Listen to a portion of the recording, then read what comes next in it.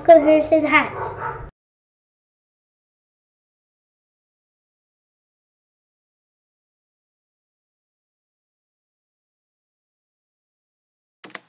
Hey guys, welcome back to Harrison Hacks. Today doing another RetroArch bezel video. This one is to show you how to have different bezels on different cores. So if you're playing SNES, you want an SNES bezel, but when you load up a Genesis game, you want a Genesis bezel, and so on and so forth. So I'm going to show you a few different variations of bezels that you can use, and show you if you have the same system or the same core running separate systems.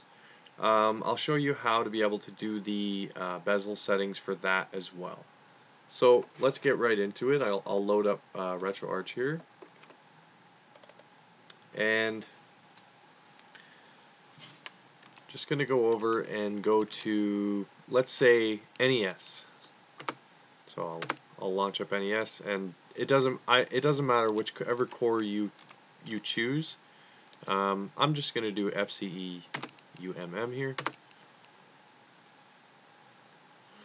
So in game I'll press F1 and backspace, and I'm going to want to go to the gears for settings, go down to on-screen display, on-screen overlay, and I'm going to view it in my menu, so I'm going to turn that off. Overlay preset, turn it on. And for this one, I'm going to do borderless. So I'll just go till I find NES. There we go. So now you can see it's on.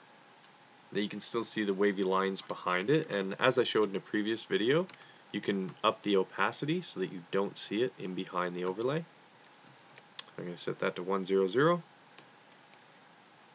And to save it for all NES games, we're going to go back, over to the quick menu, press enter, save core overrides. Boom. So now I'm going to go and resume the game, and I haven't lost anything in the screen. Everything's on screen, good to go. And you can adjust your video settings according to bezel, which I also showed in my previous video, and I'll put that in the top right hand corner right now. So let's exit RetroArch, open it back up, and let's go ahead and load NES run, and we'll run it through FCE UMM run. And boom. So our overlay has stayed. And any NES game you run through that particular core, it will load up that overlay bezel. So I'm going to go back into RetroArch, and for the Sega Genesis, I'll run Altered Beast under Genesis plus GX.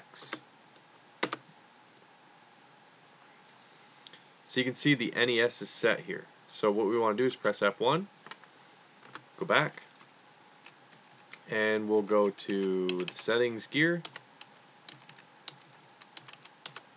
on-screen display,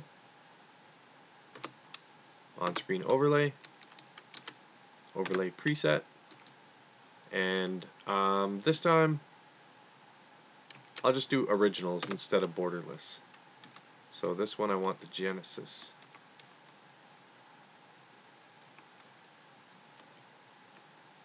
There it is.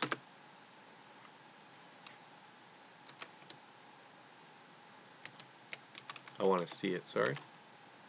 There it is. Turn this to 100. Back up. Quick menu. Save core overrides.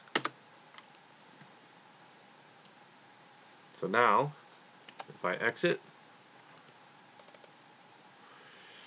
and I'll relaunch, let's load an NES game, and to ensure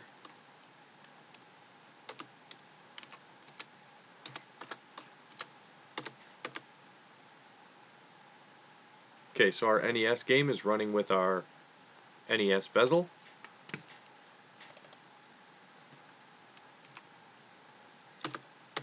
Sega Genesis, running with our Genesis bezel. It's perfect.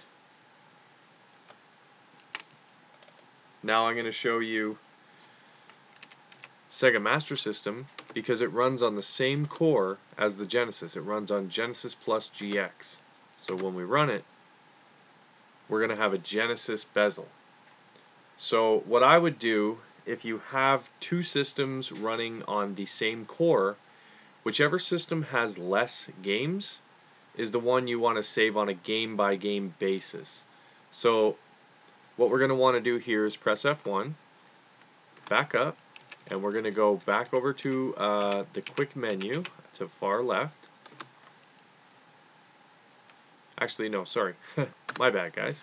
We're going to want to go to the settings gear, on-screen display, on-screen overlay, and I'm going to go to overlay preset. And for this one, I'll do originals again, but I'm going to do the Sega Master System because this is the Sega Master System. So SMS. Boom. Now we'll back out. Back out.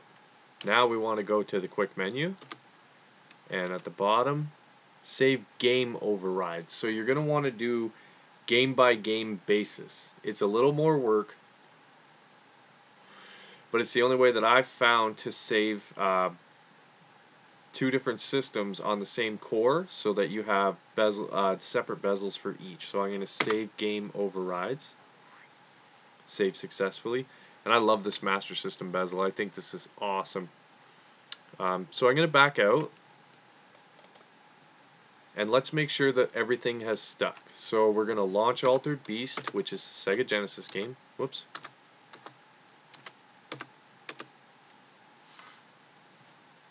Perfect.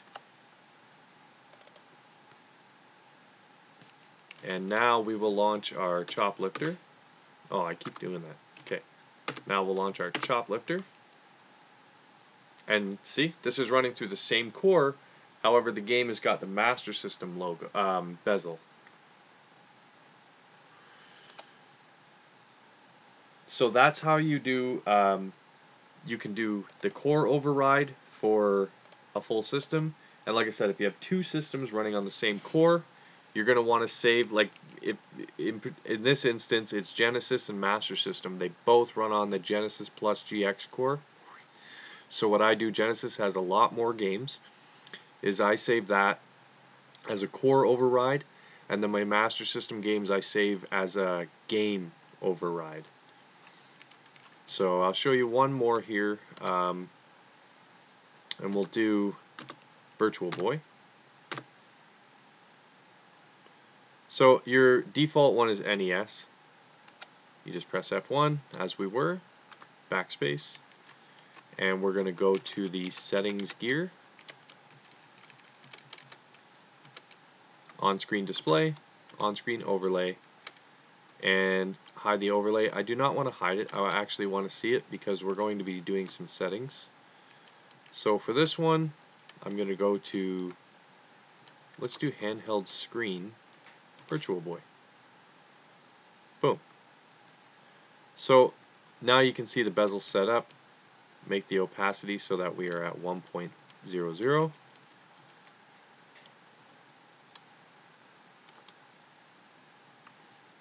And next thing you're going to want to do while you're in the settings gear is your video settings. So you can see core provided throws us a little bit off. So if I were to go back into game, quick menu, resume, make sure everything's on there good and that nothing's cut off of the screen. So you can see it's a little cut off there. So best thing to do for that is to go to your settings gear, video, and set your aspect ratio to custom, and then just move it around until you find where it's perfect. I always line up the left and then the top, and then I either stretch or shrink the image from there.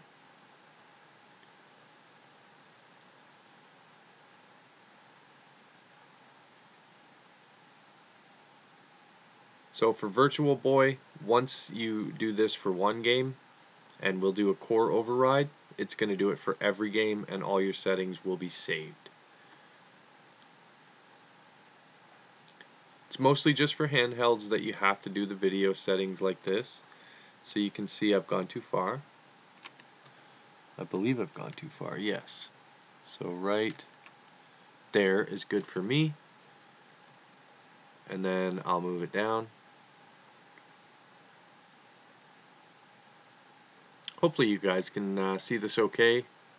I wasn't going to go into all this again. I had done this in the previous video a little bit, but I thought, why not do a few different systems and give you an idea of how to do this. So, gone too far, so I'll go right there, I think is good for me.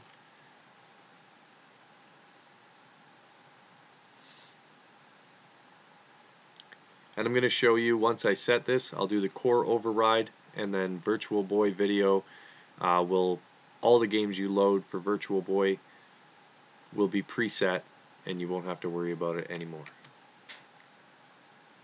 So I'll just do that, and then shrink the height.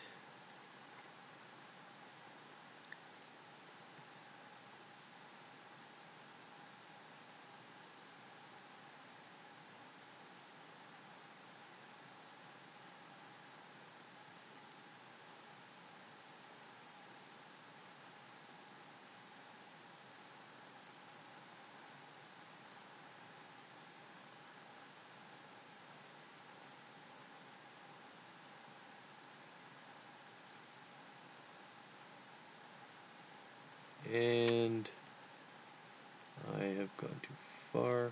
Boom. So I think I'll leave it right there. So then I'll backspace, go over to the quick menu, press enter, and I will, for the Virtual Boy, because we're setting every game for this system, I will save the core override.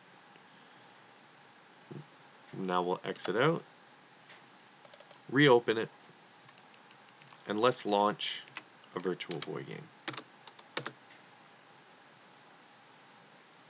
There. So now it's all good to go.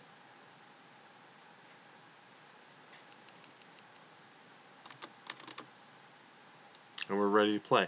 So it looks like I do have it a little off on the left there, if you can see that. But it's just all personal preference on how you want to do your settings. But now I'm going to run Genesis. There's Genesis. And